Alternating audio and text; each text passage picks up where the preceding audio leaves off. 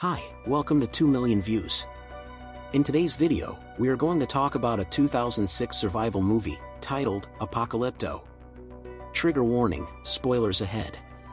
Heads up and stay safe. It's the early 16th century, around the Central American jungle. In the forest, a tapir is desperately running, chased by a group of people until it hops on a tripwire trap and it's caught by a swinging limb covered with spikes. After the tapir is trapped, they all come together to drag it out of the trap. The tapir is put out of its agony by young Jaguar Paw, who then excitedly distributes its internal organs to Curl Nose, Smoke Frog, and Cocoa Leaf, his fellow hunters. Blunted gets the tapir's testicles from Jaguar Paw to eat as a joke because he and his wife have no children yet. Blunted got angry and put up a fight with Paw. Paw's father, Flink Sky, came to separate them. He meets Blunted in private, asking him if he's not tired of being taken as a joke all the time. He told Blunted that he has a solution for him. Flink gives him a red flower telling him how to use it and assuring him that it will work, claiming that same flower gave him 10 children. Blunted takes it and gets back to his brothers. Soon after, they are soon interrupted by a group of refugees walking through the jungle and appearing depressed interrupts them. A fisherman among them approaches Jaguar Paw and tells him that their community was invaded and that they are looking for a new start. Before moving on, they swap food. However, Jaguar Paw is curious to learn more about what really happened. After his father puts an end to him, they go back to their village. Just before they return, Flint Sky tells his son that the refugees are infected with fear that should not be allowed to fester in the town. They gets back to their village. Jaguar Paw returns to his hut to adore his little son, Turtle's Run, before visiting his heavily pregnant wife, Seven. In the other hand, Blunted going back to his hut is insulted by his mother, who is desperate to have a grandchild, telling him to go make baby for her. Blunted goes in to meet his wife, Skyflower. Minutes later, Blunted is seen screaming and holding his private part. He runs to sit on the water trough. It turns out that the flower Flint Sky gave him earlier was meant to cause a burning sensation. They all laughed at him. Sky laughs at him till he falls down to the ground. Blunted yelled at him but later joined in on the group laughter. That evening, an experienced storyteller describes how man used to get gifts from the forest until the forest was completely gone. The villagers begin to play music and dance, but Jaguar Paw's mind is distracted until Seven brings him back. The following morning, Jaguar Paw wakes up early from a dream and sees that the community is being approached by fire torches. He alarms everyone. Warriors emerge, setting homes on fire and capturing the residents. Jaguar Paw hides his wife and son in a deep cistern. He runs back to the hamlet to assist, killing a raider on the way who is trying to kill him. He hooks a rope to a nearby rock so that they may climb out again. Skyflower, Blunted wife, is compelled into a cabin where she is most likely killed and raped as Blunted is captured. Paw tries to liberate his father, but a raider knocks him to the ground. Middle Eye, a raider whom Jaguar Paw nearly murdered, calls him almost. When Paw is captured, all the captives are tied up and dragged away while linked to each other on a long pole. Paw and his father are surrendered. Paw's father, knowing he is going to be killed, told his son that he should not worry, that everything is going to be alright, while Middle Eyes holds him up and slits his throat. The children in the village are left with the dead body as company. As the Hawkane hunting party leads the captives into the forest, one of them, Snake Inc., notices Jaguar Paw looking towards the cistern as they pass. Snake Inc. investigates but does not notice Seven and Turtle's Run. He is, however, suspicious of the rope dangling into the hole and cuts it. Zero Wolf, the intimidating leader of the Hawkanes, meets up with his son Cut Rock, whose right eye has swollen shut due to a head injury. In order to relieve the blood pressure and restore his son's vision, Zero Wolf makes lines in his brow. The squad runs across a second raiding group that has apprehended the band of refugees encountered the previous day. Jaguar Paw recognizes the fishermen as the two parties are carried deeper into the forest, while the kids of the two tribes following behind. The kids are stopped in their tracks as they attempt to cross a roaring river. The oldest daughter wails that the kids are now hers, and she will look after them. As they camp that evening, Zero Wolf presents his kid with a sizable knife that he claims has killed several men. It is a symbol of Cut Rock's manliness, proven by a successful raid. Blunted laments and promises to take as many souls with him to hell if he does not find Skyflower, her wife, there.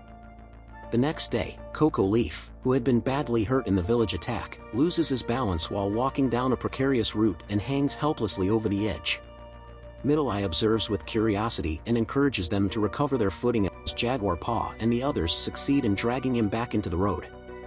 After they successfully dragged him back to the road, Middle Eyes decides to release Coco Leaf. After releasing him from his restraints, he pushes him over the edge of the cliff. Zero Wolf comes and observes that someone is missing on the pole. Middle Eye claims the hostage was just there as dead weight, but Zero Wolf chastises him for losing one of their prisoners. Even so, Middle Eye retreats from the conversation and swears not to act the same way again before approaching Jaguar Paw and calling him almost once again. As they near civilization, the team travels through a deforested countryside and failing maize farms where residents lay dead, devastated by a plague. As they get closer, a young child who is ill and has sores on her hands and face approaches the gathering, but when Snake Inc. firmly pushes her away, she glances abruptly blankly in Jaguar Paw's direction. She then turns to face Snake Inc. and foretells their demise, saying, "Warning of a man who brings blackness of night and a jaguar, is reborn of mud and earth, and who will bring those that will cancel out the sky and scratch you out." She also says that this man is among them now. The party moves on as she continues to call to them. They arrive in a city where laborers toil in limestone quarries, turning the surplus white and dousing the structures in quicklime. A laborer coughs up blood, and an elderly guy drools as he approaches the prisoners, pleading for assistance. A Halkane kicks him away and urges him to die in peace. Separated from the men, the captured women are sold into slavery. Blunted witnesses the rejection of his mother-in-law at auction because of her advanced age. She is given the freedom to explore and follows Blunted as far as she is able to go, confidently caressing his arm before collapsing helplessly against a pillar. The men are brought down a tunnel where they view images on the walls of human sacrifices. As they are guided to the top of a step pyramid, women paint their bodies blue. The victims' heads are flung down the stairs and gathered in baskets at the bottom. Jaguar observes as the first hostage is killed, having his heart torn out and his skull severed. Before Jaguar Paw is placed on the sacrifice stone, Curl Nose suffers the same fate. He waits until the high priest quits because of a solar eclipse after appearing to accept his destiny. The priest pleads for the sun to return as he informs the shouting audience that their deity is happy.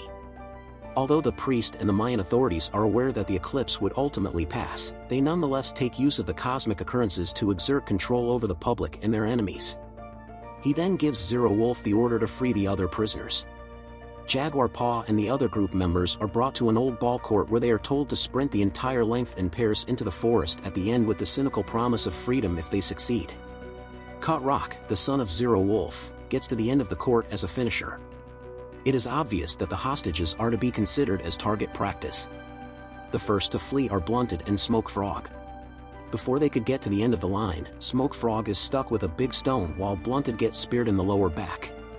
Now is Paw's turn. The fisherman and Jaguar Paw are then instructed to leave. Before running, Middle Eye yanks off Jaguar Paw's jewelry and hurls it into the ground as a bad sign.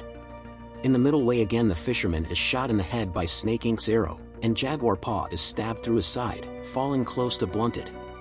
Cut Rock comes to finish up Paw. Fortunately for Paw, it turns out that Blunted is not completely dead.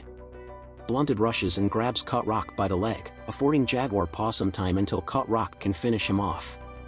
Jaguar Paw tears off the arrowhead in his own body and stabs Cut Rock in the neck after Jaguar Paw kills Blunted with a single strike to the head. Jaguar Paw rises, takes the arrow shaft out of his side, and rushes into the woods as Cut Rock stumbles. Zero Wolf to his son to see him dying. He coaxes him to external sleep by singing favorite song, as his son dies in his hand. Zero Wolf takes back his dagger and puts his son's necklace into his belt before running after Jaguar Paw, bent on revenge while the other Halkanes follow him. In the next scene, Jaguar Paw is seen running through a corn crop and falls into a mass open grave filled with the remains of thousands of sacrificial victims. He sprints through the decomposing corpses into the jungle. Looking for a hideout, he climbs a tree while his wound is still bleeding. Under him, the Halkanes move by quickly. His blood drops on the last Halkane, Middle Eyes. When they are gone, he turns to see a roaring black jaguar cub. He turns to look as he hears a roar coming from behind him and sees the dangerous mother jaguar. The Halkanes halt, then realize they have lost Paw's track. One of the Halkanes noticed on Middle Eye's shoulder. They retreat while keeping their eyes fixed on the trees. As they are searching for Paw, Speaking Wind sees him running past them. He chases Paw. As their paths merge in a clearing, Speaking Wind is attacked by the jaguar that was chasing Jaguar Paw. Before the others arrive and kill the jaguar, he is savagely mauled to death. Drunkard 4 dislikes the terrible omen connected to murdering the jaguar, while Snake Inc. reminds him of the weird child's prophecy and points out that it was predicted. In an effort to track down and kill Jaguar Paw, Zero Wolf husses them up. The pursuit continues well into the morning. At one point, Drunkards 4 approaches a tree that Jaguar Paw painted blue, but as he does so, an ASP bites him in the neck. He is advised to bloodlet by hanging moss in order to die more quickly. Jaguar Paw is eventually caught up by the Hawcanes and is compelled to jump over a tall waterfall after being trapped. He survives and shouts to the Hawcanes from the riverbank that this is his forest and that his descendants will carry on hunting there. Snake Inc. advises that Zero Wolf climb down instead of jumping, but Zero Wolf is impatient and stabs him.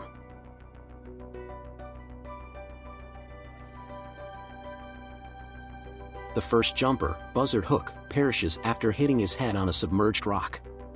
The others are more successful and carry on their search. As he flees, Jaguar Paw lands in a muddy sinkhole, but manages to climb out.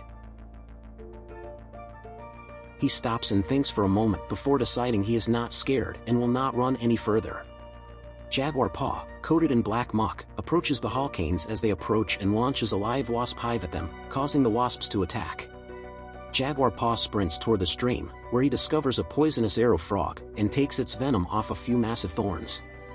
Thunder rumbles overhead as he circles around and hides in the reeds to wait for the Hawcanes. In the next scene, Seven is seen throwing a stalactite with a rope attached to it out of the cistern. She makes it halfway up the rock before it moves, sending her tumbling to the ground. Her water breaks due to the trauma even though she is slightly wounded. Jaguar Paw gathers a huge leaf and rolls it into a blowgun as the Hawcanes pass by the location where he is hiding. He launches darts at Hanging Moss, which has already been wounded by wasp stings. Middle Eye responds to Hanging Moss cries by turning around as he falls to the ground. Jaguar Paw and Middle Eye collide as they run at one another as each is eyeing the bludgeon that Hanging Moss dropped. As they get close to one another, Middle Eye swings his weapon, and Jaguar Paw only just manages to duck, taking a little knock to the head. As he slides under Middle Eye's attack, Jaguar Paw picks up Hanging Moss bludgeon and rises to strike Middle Eye in the temple. Middle Eye calls him almost one last time as Jaguar Paw kills him with a blow under the chin. It suddenly begins to rain and Jaguar Paw races to the cistern, knowing that it will soon fill with water. Middle Eye's body is seen by Zero Wolf and the two remaining Hawcanes, Monkey Jaw and 10. Zero Wolf, who is furious, outpaces the other two in his pursuit. When Jaguar Paw arrives at the cistern, Seven is in labor and yelling for him to hurry up as the cistern is filling with water. Jaguar Paw is nearly missed by an arrow, and as Zero Wolf comes in, he flees into the bush. Before Zero Wolf continue the pursuit. Before continuing the pursuit, Monkey Jaw and 10 Peccary pause at the cistern to see Seven and Turtles run at the bottom. Jaguar Paw stops at a specific spot in the forest that he recognizes and turns to face Zero Wolf, who shoots an arrow into his shoulder. Jaguar Paw waits and observes as Zero Wolf charges at him while drawing his dagger despite being hurt. Zero Wolf fails to notice a tripwire and sets off the taper trap, becoming impaled on its sharp spikes. As Monkey Jaw and 10 Peccary come, he kicks the bucket. Jaguar Paw passes out from tiredness as they pursue him to the beach. When they catch up with him, they stop, staring at the sea where a small fleet of Spanish ships is anchored. Soldiers and missionaries are rowing to shore in small boats. Mesmerized, Monkey Jaw and 10 Peccary approach the shoreline while Jaguar Paw races back to the cistern. He finds that Seven has just given birth and pulls his family out of the cistern. Jaguar Paw holds his newborn kid later, when the rain stops, and are followed by Seven and Turtles run. Seven inquires as to whether they ought to proceed to the Spanish ships as they turn to face them. Jaguar Paw advises them to seek out a fresh start in the wild rather. The movie ends. I really appreciate you all watching. Please consider subscribing to our channel if you enjoyed this video. I'll be back soon with an interesting movie review just like this. Until then, heads up and stay safe.